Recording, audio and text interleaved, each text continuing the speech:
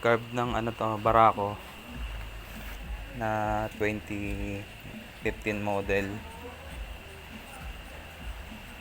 May ano lang ako. May share lang ako ng ano, konti. Wala na yung goma dun. May goma yun dun eh. Dito. Kaso mas kadalasan pag naluluma tinatanggal na yun. Kasi nalalaglag dito.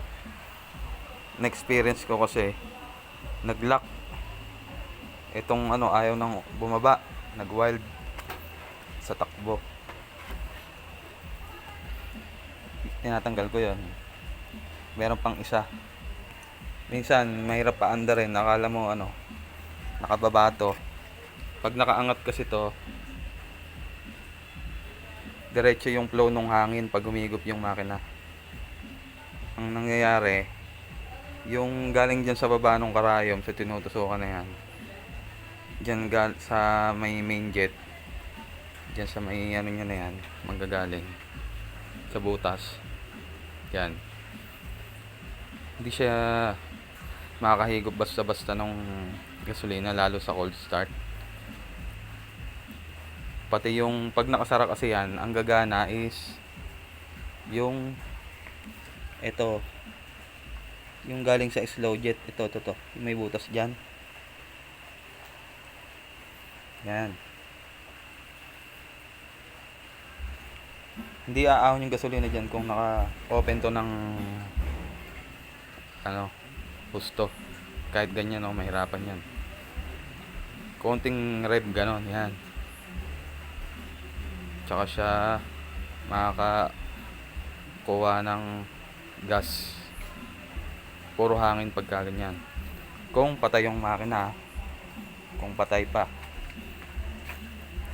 Isa pa, yung pagkagastadong gastado na to, pumipihit minsan to. Pumipihit, nawawala yung kanal na to. Dito tumatakbo yan, oh. Guide nya. Yan. Nauupod din yan yung guide na yan. Yan. Sa katandaan, sobrang tanda, gamit na gamit yung motor. Pag pumihit siya, nawala sa align, kumakalso din, nagwa-wild. Mahirap ano. Pag gaganon, mga ayaw pang palitan, masakit sa ulo, mahirap gumawa ng ganon. Kahit touring, may hangganan din. Lahat ng gamit ng motor, kahit lahat, sasabihin wala pang pinapalitan, lalo yung mga nagbebenta, wala pang pinapalitan, di pa nabuksan.